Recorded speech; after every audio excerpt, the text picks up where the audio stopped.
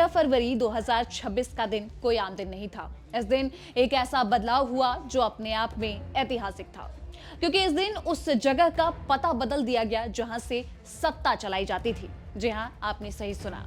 कई दशकों के बाद देश के प्रधानमंत्री का पता बदल दिया गया है, जो देश की सत्ता का सबसे अहम पता था। और आजाद भारत की अगर हम बात करें तो आजाद भारत में ऐसा पहली बार हुआ है। बता दें कि 13 फरवरी 2026 से प्रधानमंत्री कार्यालय साउथ ब्लॉक से दारा शिकोह रोड स्थित नए कॉम्प्लेक्स सेवा तीर्थ में शिफ्ट हो गया है। प्रधानमंत्री नरेंद्र मोदी ने इसी दिन सेवा तीर्थ और कर्तव्य भवन 1 और 2 का उद्घाटन किया। यह बदलाव केवल इमारत बदलने का नहीं, बल्कि प्रशासनिक व्यवस्था को आधुनिक, डिजिटल और केंद्रीकृत ढांचे में लाने का संकेत माना जा रहा है। बता दें कि 1947 से प्रधानमंत्री कार्यालय रायसीना हिल के साउथ ब्लॉक में ही संचालित हो रहा था, लेकिन 13 फरवरी को भवन में आखिरी कैबिनेट बैठक हुई। पहली कैबिनेट बैठक 15 अगस्त 1947 को भारत के पहले प्रधानमंत्री पंडित जवाहरलाल नेहरू की अध्यक्षता में हुई थी और उसके बाद से आखिरी 13 फरवरी को हुई। तो क्या है सेवा तीर्थ? सेवा तीर्थ का अर्थ है सेवा का स्थान। पहले इसका नाम एग्जीक्यूटिव एनक्लेव था, जिसे दिसंबर 2025 में बदलकर सेवा तीर्थ रखा गया था। यह परिसर लगभग 2.26 लाख वर्ग फीट यानी कि करीब 5 एकड़ में फैला हुआ है और इसे 1189 करोड़ की लागत से तैयार किया गया है। इस परिसर में 3 मुख्य इमारतें हैं: सेवा तीर्थ 1, सेवा तीर्थ 2, सेवा तीर्थ 3। सेवा तीर्थ 1 जहां प्रधानमंत्री कार्यालय है, सेवा तीर्थ 2 जहां कैबिनेट सचिवालय स्थित है और सेवा तीर्थ 3 जहां नेशनल सिक्योरिटी काउंसिल सचिवालय और राष्ट्रीय सुरक्षा सलाहकार अजीत डोभाल का ऑफिस है।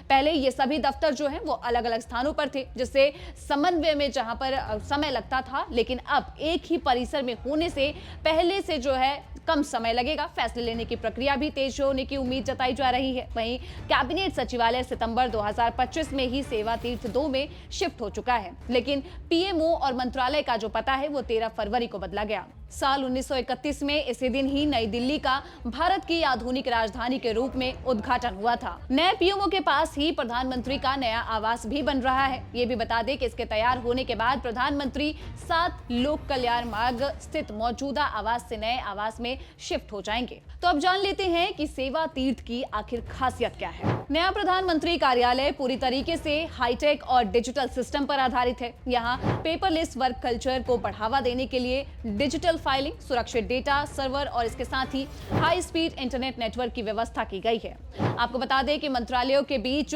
रियल टाइम डेटा शेयरिंग भी संभव होगी और अत्याधुनिक वीडियो कॉन्फ्रेंसिंग रूम भी बनाए गए हैं। इसमें फाइलों की जो आवाजाही है वो भी तेज हो जाएगी और निर्णय प्रक्रिया अधिक प्रभावी बनेगी। वहीं अगर अब बात करें सुरक्षा के लिहाज से, तो इस परिसर को सुरक्षा के लिहाज से भी अत्याधुनिक बनाया गया है। Smart access control system, face और कार्ड आधारित एंट्री, हाई रेजोल्यूशन सर्विलांस नेटवर्क और एडवांस इमरजेंसी रिस्पांस सिस्टम जैसी सुविधाएं यहां पर दी गई है। पीएमओ और राष्ट्रीय सुरक्षा से जुड़े दफ्तरों को देखते हुए सुरक्षा व्यवस्था को मल्टी लेयर मॉडल पर तैयार किया गया है, ताकि अधिकारियों और आने वाले नागरिकों के लिए सुरक्षित और सुव्यवस्थित माहौल यहां पर सुनिश्चित किया जा सके। वहीं पर्यावरण के दृष्टिकोण से भी ये भवन आधुनिक मानकों पर खरा उतरता है। कर्तव्य भवन 1 और 2 को 4 स्टार गृह मानकों के अनुसार डिजाइन किया गया है।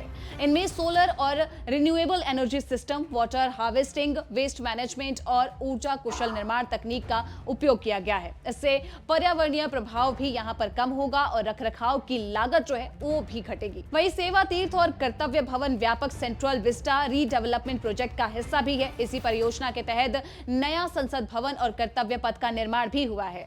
सरकार की योजना है कि नॉर्थ और साउथ ब्लॉक की जो ऐतिहासिक इमारतों को युगे युगेन भारत नेशनल म्यूजियम में बदला जाए, जहां हजारों कलाकृतियां प्रदर्शित की जाएंगी। इसके अलावा आपको बता दें कि नए कार्यालय में प्रवेश करते ही प्रधानमंत्री नरेंद्र मोदी ने कई अहम फाइलों पर हस्ताक्षर भी किए, जिनमें सड़क दुर्घटना पीड़ितों को 1.5 लाख तक कैशलेस इलाज, लखपति दीदी योजना का लक्ष्य बढ़ाना, कृषि अवसंरचना कोष का विस्तार और स्टार्टअप इंडिया का फंड ऑफ फंड्स 2.0 को मंजूरी शामिल है। यानी कि यहाँ पर ये संकेत देने की कोशिश की जा रही है कि नया कार्यालय केवल संरचनात्मक बदलाव नहीं, बल्कि नीति और फैसलों के नए दौर की शुरुआत है।